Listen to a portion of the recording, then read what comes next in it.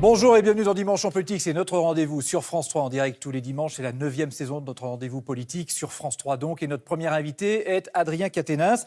Je suis venu en politique par frustration, avait-il déclaré il y a 2 ans, celui qui aujourd'hui a 29 ans est un nouveau venu encore dans le paysage politique. Il est député du Nord et il est maintenant numéro 2 de la France insoumise, histoire de relancer la machine avant les municipales. On va parler avec lui aussi des débats houleux à venir sur la réforme des retraites ou encore du référendum sur la privatisation d'Aéroports de Paris. Bonjour Adrien Quatennens. Bonjour. Merci d'être avec nous et d'inaugurer cette nouvelle saison, la 9e donc de Dimanche en politique, je le disais. On va commencer par l'actualité. L'attaque au couteau à Villeurbanne hier. L'auteur est un Afghan, demandeur d'asile, 1 mort, 8 blessés. L'auteur de l'attaque a été maîtrisé par des personnes qui ont assisté à la scène. Il a été placé en garde à vue pour assassinat et tentative d'assassinat. Le gouvernement ne parle pas d'attentat pour l'heure. Christophe Castaner, le ministre de l'Intérieur, s'y refuse. Il a raison de rester prudent ? Je le pense, oui. D'abord, si vous me permettez, adresser un mot de compassion, de condoléance pour la famille de cette jeune victime qui a perdu la vie hier à Villeurbanne, pour les blessés dont certains sont encore dans un état grave. Dire que bien sûr, il faut faire toute la lumière et l'enquête, j'espère, le plus vite possible le fera sur ce fait tragique. Mais dire aussi, en effet, qu'il faut refuser de sauter à la corde que nous tend Madame Le Pen, ou M. Ciotti, par ailleurs, qui profite de cette occasion pour faire un amalgame douteux avec le droit d'asile, ce qui est insupportable. Et je refuse cette idée parce qu'elle affaiblit aussi notre capacité de réaction politique, notamment dans les faits auxquels nous sommes confrontés. Voilà ce que je veux dire. Mais bon, pour l'instant, donc, je le disais, la piste de l'attentat n'est pas retenue. S'il s'avérait que ce soit un attentat, ça voudrait dire que la menace, évidemment, est toujours là en France. Mais par ailleurs, cher monsieur Le Tellier, s'il s'avérait ou non qu'il s'agisse d'un attentat, la menace, elle existe, elle est bien réelle et on n'en finira pas en un claquement de doigts. Je pense qu'il faut faire preuve de beaucoup de raison, y compris face aux menaces qui pèsent sur notre pays. Et garder la raison, ça veut dire avoir un diagnostic politique clair sur ce qui se passe et aussi, dans l'éventualité où il s'agirait d'attentats, ce qui n'est pas à cette heure, vous l'avez justement rappelé le cas, eh bien ne pas non plus rentrer dans les pièges que saisit l'adversaire. Voilà ce qu'il faut faire. Il faut raison garder, avoir confiance en nous, avoir confiance aussi dans notre doctrine de sécurité, mais ne pas succomber à toutes ces tentatives qui font que, par coup de tweet, vous réagissez à la seconde, alors que les faits ne sont même pas encore éclaircis. On va revenir maintenant en 3 temps sur plusieurs moments de la semaine, et notamment Greta Thunberg, qui est une figure du combat pour le climat. Elle est arrivée à New York après avoir traversé pendant 2 semaines l'Atlantique sur un bateau, auparavant, avant d'aller à l'ONU, elle ira au Canada, au Mexique, au Chili. Est-ce qu'elle vous épate, pour reprendre le propos que Jean-Luc Mélenchon avait eu pour Éric Drouet, le Gilet jaune ? Oh, vous faites une drôle de comparaison.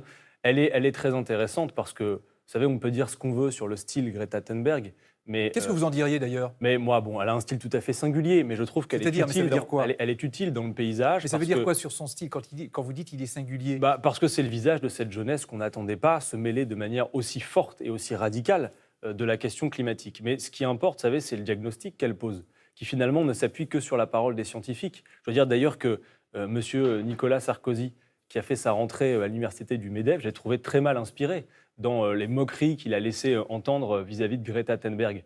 Nicolas Sarkozy ferait, de mon point de vue, mieux de s'interroger sur ce que dit cette jeune fille et le diagnostic scientifique sur lequel elle s'appuie. Vous lui faites confiance à Greta Thunberg ? Mais je fais confiance à sa parole dans la mesure où elle nous alerte, nous autres, les responsables politiques, en nous sommant d'écouter la parole des scientifiques. Et c'est extrêmement important parce que ce que disent les scientifiques, monsieur Le Tellier, c'est que nous avons un temps limité.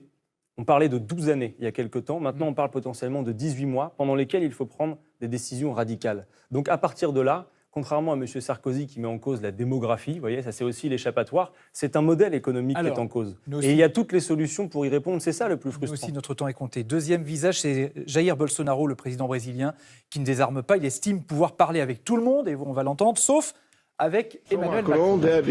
Macron doit retirer son insulte à mon égard, disant que je suis un menteur. Pour accepter quelque chose de la France, il doit retirer ses mots et nous pourrons parler.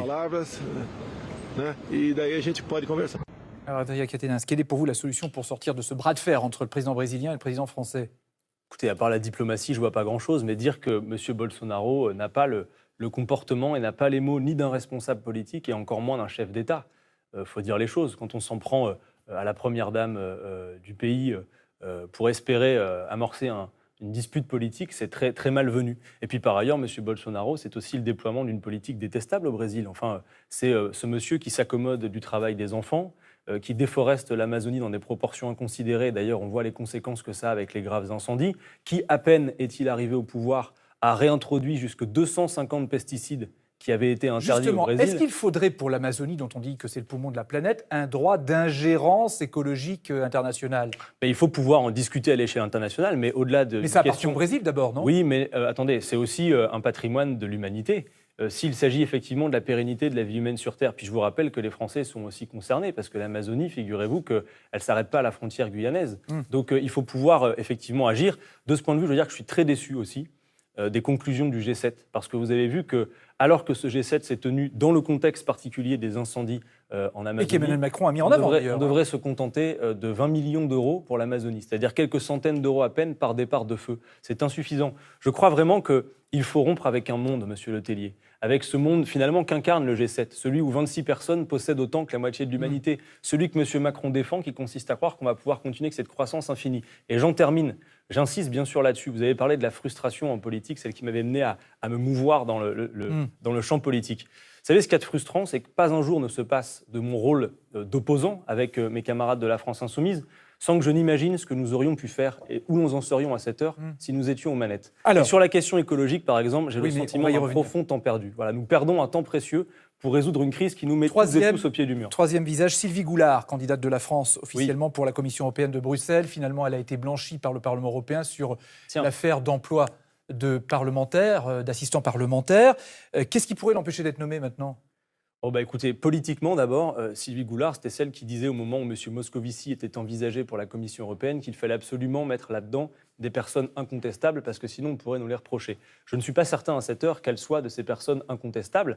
Bon, il y a évidemment de persistant cette affaire du think tank américain dans lequel elle travaille, dont les missions sont d'ailleurs assez floues. Et puis, sur la question, enquête là-dessus sur la question européenne, en fait, Sylvie Goulard représente le pire de l'Europe, de l'orthodoxie budgétaire, de l'austérité.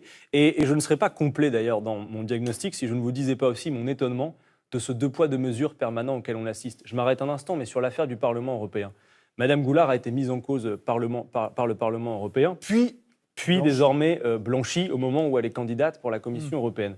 Mais par exemple, Jean-Luc Mélenchon, lui, il n'a pas été mis en cause par le Parlement européen, mais par une dénonciation d'une eurodéputée du Front National, vous vous en rappelez, qui a donné lieu à 6 perquisitions chez des assistants parlementaires. Je n'ai pas vu qu'il y ait eu les mêmes perquisitions par ailleurs. Et puis ce deux poids deux mesures, finalement, montre bien aussi qu'il y a, et c'est valable à travers le monde, on pourrait reparler du Brésil et de Lula, quelque part un usage politique des moyens de justice. Pour terminer, en un mot, les députés européens vont devoir se prononcer sur Sylvie Goulard. Ceux de la France Insoumise voteront contre sa nomination. Mais ceux de la France Insoumise, à mon avis, ils voteront contre, ils le diront, mais d'abord et avant tout, ils voteront contre. Pour une raison politique. C'est que Mme Goulard viendrait en quelque sorte renforcer un casting qui incarne parfaitement cette Europe du pire. Enfin, arrêtez-vous un instant sur Mme Ursula von der Leyen, sur Mme Christine Lagarde. Je ne les mets pas en cause en tant que personne, mais je mets en cause ce qu'ils incarnent politiquement. C'est la continuité profonde d'un modèle qui va à l'impasse. Monsieur Letellier, pour solder les grands défis auxquels nous sommes confrontés, il faut y compris imaginer qu'on ne pourra pas le faire avec l'orthodoxie budgétaire européenne. Et il y a d'autres défis, on va en parler des municipales. Il y en a beaucoup. Parce que ce week-end, c'est la braderie de Lille. Moment important de la rentrée politique dans le Nord. Vous avez fait un petit détour par ici pour être sur notre plateau. Tout à fait. Après la contre-performance de la France Insoumise aux élections européennes de juin, vous gardez le feu sacré. On était avec vous hier dans les rues de Lille et on a croisé vous aussi Martine Aubry. Bonjour. Donc il marche et vous courez. Exactement, c'est le sens de ce qu'on veut dire. C'est-à-dire que le pouvoir marche, mais nous on court. Alors ils ont un peu d'avance pour l'instant, mais on va les rattraper.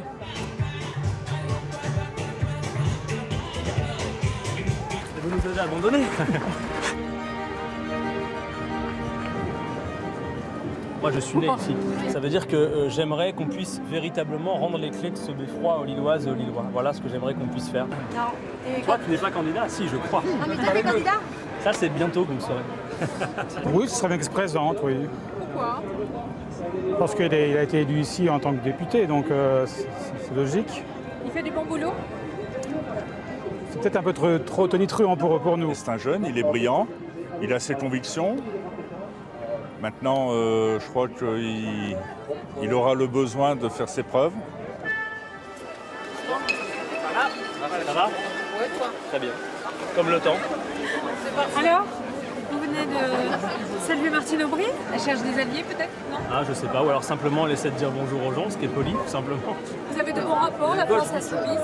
Oui, on a des rapports républicains et, je dirais, populaires et de gauche, voilà. Et donc, on se dit ces choses telles qu'on les pense.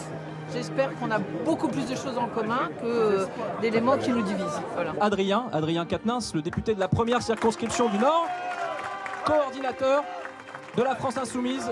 Je trouve qu'il respire la sincérité. C'est un peu ce qu'il raconte. On peut changer l'image des insoumis? Mais moi, avant, j'étais à fond Jean-Luc Mélenchon. Et après, les débordements, ces accès de colère, ces prises de position m'ont complètement agacée. Voilà. Donc, pourquoi pas, ouais, plus calme. Adrien Quatennens, on vous voit comme le modéré de la France insoumise. Ça vous va, ça?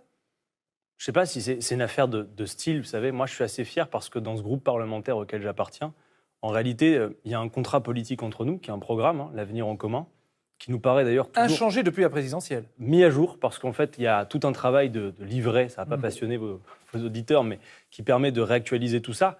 Mais en réalité, vous savez, si nous pensions que la France insoumise n'avait pas une utilité dans le paysage politique, on ne s'acharnerait pas. Alors, je crois que les grandes urgences sont là et dites modéré, mais en fait, je crois à la lumière des faits. Si on regarde, y compris le diagnostic posé sur vos 3 images de la semaine, je crois que ce que nous racontons, cette forme de radicalité, finalement, elle apparaît de plus en plus comme étant raisonnable. Attendez, avant ça, je voudrais vous demander, parce qu'on va revenir avant de c'est un vaste zapping, là, oui, votre affaire. Non, juste. Est-ce que, parce qu'on vous a vu à Lille, vous êtes député de Lille, la question est de savoir si vous serez candidat au municipal à Lille. Il y a 1 an et demi, ici même, vous disiez que vous ne l'excluiez pas. Oui. Vous l'excluez aujourd'hui ? Non, je ne l'exclus toujours pas, mais ce n'est pas encore le moment pour moi de me prononcer. Vous savez, c'est pas exclu. Vous savez, Francis Letellier, depuis le premier jour, c'est ce que vous dites. Oui, ce n'est pas exclu, et je m'exprimerai en temps voulu, comme je l'ai fait, et je ne dérogerai pas à ce calendrier, pas par effet rhétorique, mais par respect, y compris de procédure interne. 15 jours. Pourquoi ? D'ici à la fin du mois de septembre, parce qu'à la fin du mois de septembre, c'est le moment où les insoumis auront à se prononcer entre eux sur ce qu'il convient de faire, et je ne veux pas phagocyter ce processus. Mais juste dire une chose. Vous savez, depuis le premier jour où je suis parlementaire, on m'a collé cette étiquette de futur candidat à la mairie. En fait, ça correspond aussi à quelque chose qui fait partie finalement des préconçus. C'est-à-dire on imagine qu'on s'engagerait en politique pour faire carrière, qu'on a tout prévu par avance. Vous savez, moi, et c'est aussi le message que je veux porter, quelques mois à peine avant d'être candidat, j'avais même pas prévu de l'être, alors que mes adversaires sur la circonscription... Oui, maintenant, vous avez un parcours. Oui, mais je veux Francis Letellier réhabiliter cette idée. C'est que la politique est l'affaire de tous, donc il faut que chacun s'en mêle. Vous pourriez être candidat, mais pas forcément tête de liste, par exemple. Ça pourrait être une idée. On verra tout ça. Je pourrais être tête de liste ou autre chose. En tout cas, à cette heure, je ne me prononcerai pas. Par contre, je donne rendez-vous dans quelques jours. D'ici à la fin du mois de septembre, je m'expliquerai sur ce que je vais faire et comment je vais le faire. Vous avez vu, Martine Aubry, elle dit que vous êtes républicain, populaire et de gauche. C'est des points communs que vous avez avec elle, visiblement. Donc vous pouvez parler avec Martine Aubry. Mais vous savez, je vais même aller au-delà de ça. Moi, je peux parler avec beaucoup de gens. On vient de sortir de nos universités. On reçoit même jusqu'à des adversaires politiques pour discuter avec eux. Martine Aubry fait partie du paysage politique national, lillois. On discute. On a rarement eu l'occasion de vrais échanges politiques. Je pense qu'à Lille, en réalité, même s'il y a vraiment des points d'achoppement entre la politique qu'elle mène et ce que nous voudrions faire, je crois surtout qu'il y a une fin de cycle à un moment donné. En 2014, Martine Aubry elle-même disait que ce serait son dernier mandat. Pour plein de raisons, on peut le comprendre. Donc, dont acte. Nous, ce que nous voulons incarner, c'est la possibilité d'une suite, mais surtout de ne pas faire comme nos prédécesseurs au sens large. On a un problème principal, et j'y reviendrai tout à l'heure, c'est on ne peut pas continuer à aller de scrutin en scrutin. On va y revenir, mais juste avec Martine Aubry, donc il faudrait qu'elle laisse sa place. Là, maintenant, son temps est passé. Mais écoutez, c'est elle qui l'avait dit. Donc vous la prenez à son mot. Mais assez simplement, en disant, voilà, ne vous inquiétez pas pour la ville de Lille, on saura quoi faire, et parfois même mieux faire que ce que vous avez su faire. Donc elle laisse la place, c'est ça que ça veut dire. Mais je pense qu'il est temps, en effet. Oui. Alors, on va y revenir sur les municipales tout à l'heure, mais l'an dernier, Jean-Luc Mélenchon disait aussi par ailleurs que la réforme des retraites serait la mère des batailles. On y est. Le gouvernement annonce une concertation d'1 an. La méthode reste à définir. En tant qu'opposant, si vous êtes invité à Matignon pour parler de la réforme des retraites, vous irez ou vous n'irez pas ? Mais je ferai ce que j'ai prévu de faire à chaque fois, ce que nous faisons à chaque fois avec la France Insoumise, c'est-à-dire les opposants, mais pas les opposants de principe, les opposants proposants. C'est-à-dire que dans notre opposition, on donne aussi à voir ce que nous ferions à la place de ce gouvernement. Sur les retraites, ce qui est en jeu, c'est quoi ? C'est finalement une nouvelle braderie, puisqu'on est dans le week-end de braderie, d'Emmanuel Macron. Les retraites, après la libération, c'est sans doute l'un des acquis sociaux du modèle français le plus important. Et ce modèle par répartition.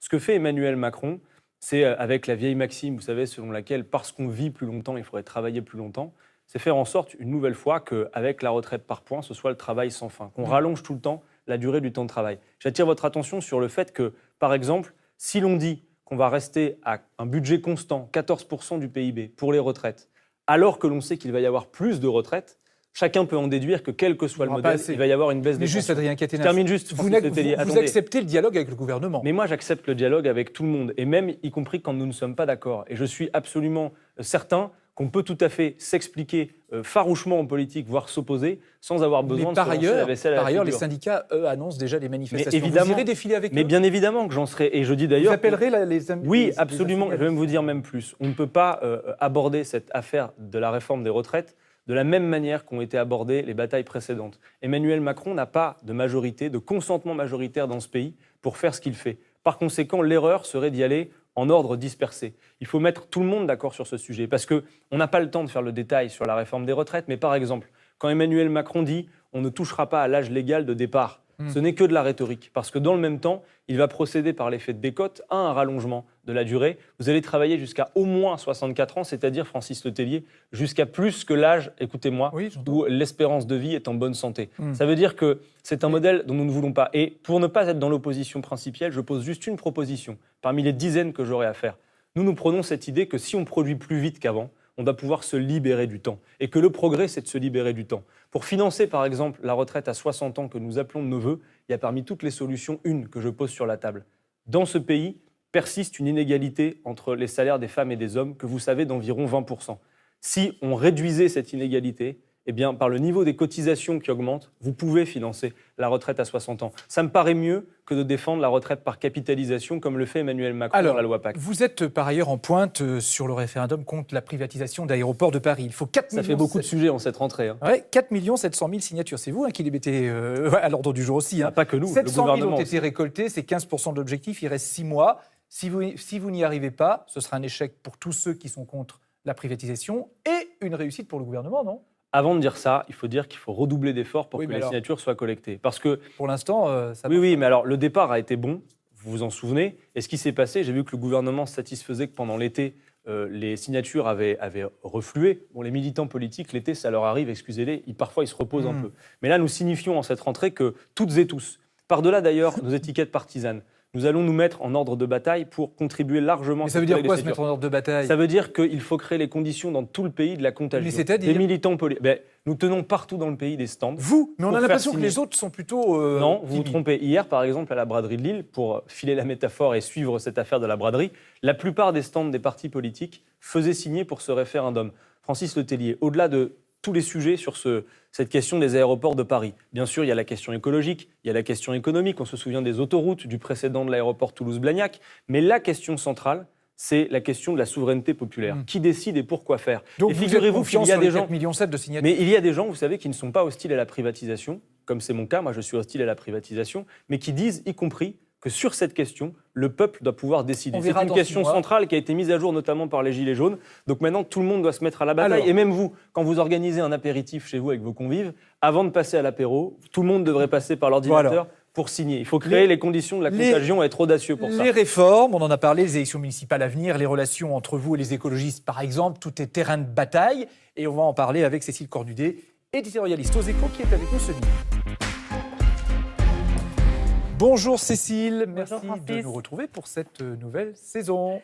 Bien, je suis bien contente. Bonjour Monsieur Quatennens. Bonjour Madame. Vous prenez les rênes de la France insoumise au moment où clairement ça n'est plus le premier parti d'opposition. On avait un acte 1 du quinquennat où il y avait un face-à-face entre Emmanuel Macron et Jean-Luc Mélenchon. Là, le président entame son acte 2, quasiment seul, il n'y a presque plus personne en face de lui. Comment vous allez redresser la barre ? Écoutez, on avait bien évidemment à penser une réorganisation du mouvement, parce que ce mouvement, il est jeune dans le paysage politique. Nous n'avons jamais que 3 ans, il ne faudrait pas l'oublier. Mais comment marche ? Même si on a fait beaucoup de campagnes, même si on a fait des choses tout à fait novatrices dans le paysage. Donc on a été, c'est vrai, souvent pris de court par le calendrier électoral qui nous occupe toutes et tous. Ce n'est pas nous qui le faisons, jusqu'à preuve du contraire. Donc il fallait penser un temps de réorganisation pour finalement ouvrir les portes et les fenêtres et permettre vraiment l'implication des militants jusque dans les moindres ressorts de l'organisation de ce mouvement. C'est une chose qui est, je ne vais pas dire faite, mais largement en cours et qui va susciter un peu de temps long. Maintenant, dire une chose, comme je le disais à l'instant à M. Letellier, vous savez, si nous pensions que nous n'avions pas une singularité dans le paysage politique, un discours singulier, des méthodes particulières. Si d'autres que nous faisaient très bien à notre place ce que nous faisons, nous ne nous acharnerions pas. Je crois que toutes les urgences qui ont été mises à jour par notre programme sont encore plus prégnantes aujourd'hui qu'elles ne l'étaient en 2017. Mais Jean-Luc Mélenchon s'est mis en retrait, il n'est pas là, même pas à votre université d'été. Alors, mais regardez. Il se met entre parenthèses avant son procès en correctionnel. Jean-Luc Mélenchon avait eu l'occasion de dire, avant même son départ pour le Mexique, d'ailleurs départ que je salue parce que c'est l'occasion pour lui de nous représenter aussi à l'échelle internationale. Vous savez, il y a partout dans le monde, ça intéresse de savoir comment une force comme la France Insoumise. Oui, mais attendez, ce que Cécile vous demandez, est-ce que c'est une mise en retrait avant son procès en correctionnel? Non, c'est pas lié à ça. Jean-Luc Mélenchon a toujours dit, et depuis un moment, que la France Insoumise ne tenait pas à sa seule personne.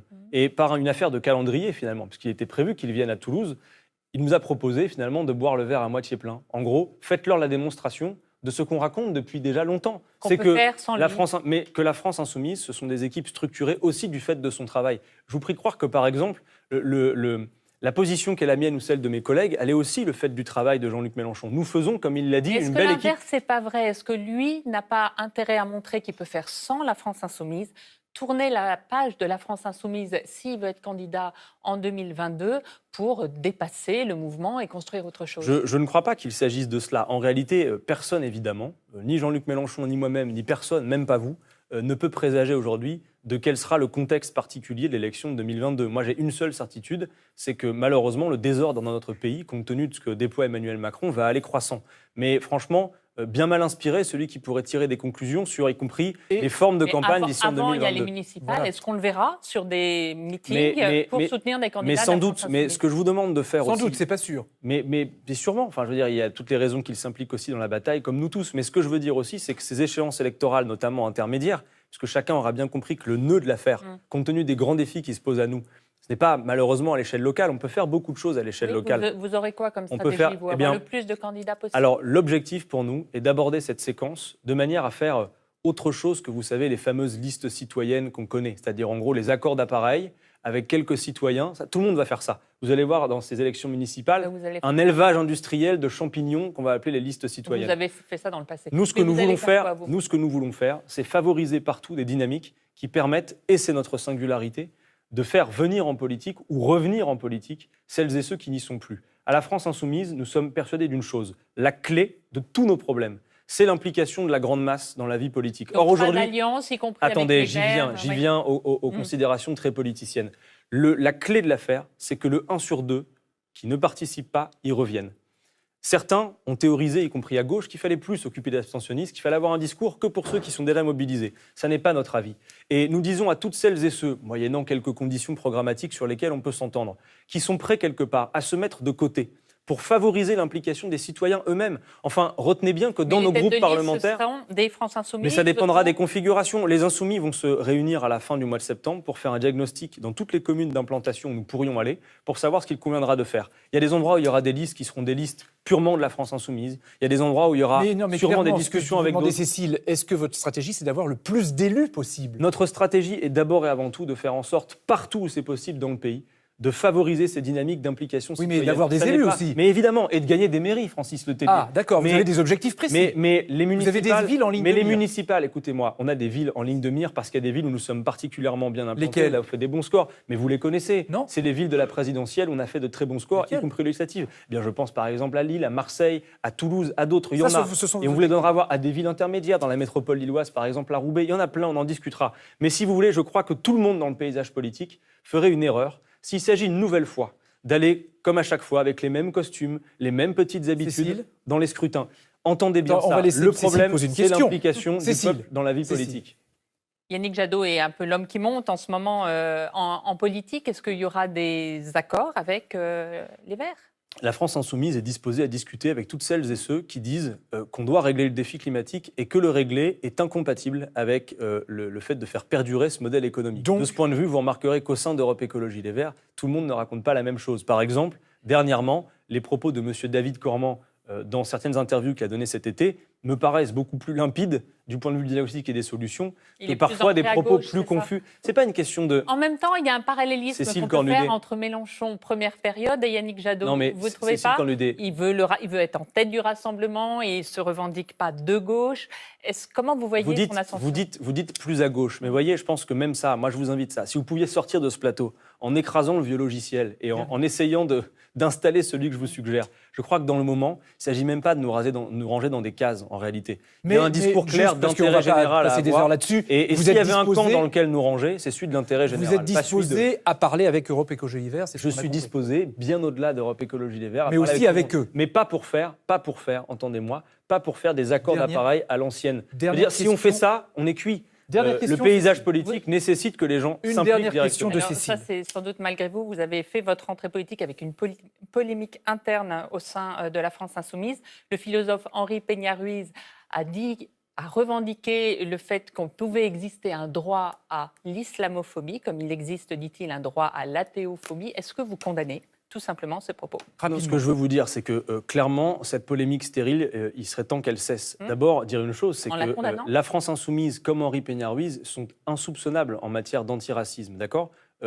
Précisément, une phrase a été isolée d'une conférence pour faire dire, attendez, non, parce qu'on lui a fait dire le contraire de ce qu'il a voulu dire. Par contre, je comprends que dès lors que cette manipulation a été faite, qu'on ait isolé une phrase de son contexte et de l'explication, il dit précisément l'inverse, en disant on ne peut pas s'attaquer à des personnes pour la raison de leur religion. A été troublé. Mais non, ce qui s'est passé, c'est que pour plein de gens dans ce pays, le terme islamophobie veut dire s'en prendre aux musulmans. Or, nous disons exactement l'inverse, c'est qu'il est impossible de s'en prendre aux musulmans. Et donc, je comprends que l'usage du terme isolé de son explication, où il explique lui-même l'inverse. Mais vous ne condamnez pas? Mais je ne condamne pas ses propos dans la mesure où son explication n'est pas discutable. En revanche, je comprends que la manipulation qui a consisté à isoler cette phrase, son discours, ait pu heurter. Et je vais vous dire une chose surtout, le combat antiraciste et le combat laïque et républicain sont intimement liés, et à la France insoumise, nous sommes insoupçonnables sur ce sujet. Merci Cécile d'être venue sur le plateau de Dimanche en Politique. La dernière question inattendue de Yann Algan, l'un des co-auteurs de Les origines du populisme qui vient de sortir.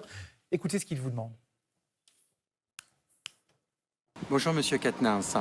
Dans Les origines du populisme, nous menons une enquête inédite sur les valeurs des électorats des forces antisystème en France, en Europe et aux États-Unis. Nous trouvons deux résultats principaux. Le premier est que les électorats de la France insoumise et du Rassemblement national ont en commun une profonde défiance vis-à-vis des institutions. Le second est qu'en revanche, ces deux électorats s'opposent radicalement sur les valeurs. L'électorat du Rassemblement national étant beaucoup plus méfiant vis-à-vis des autres, des immigrés ou de toute politique redistributive. Notre conclusion est que cette opposition sur les valeurs rend impossible toute coalition entre le Rassemblement national et la France insoumise. Partagez-vous cette conclusion? Voilà. Mais c'est évident qu'il y a une impossibilité, une incompatibilité nette.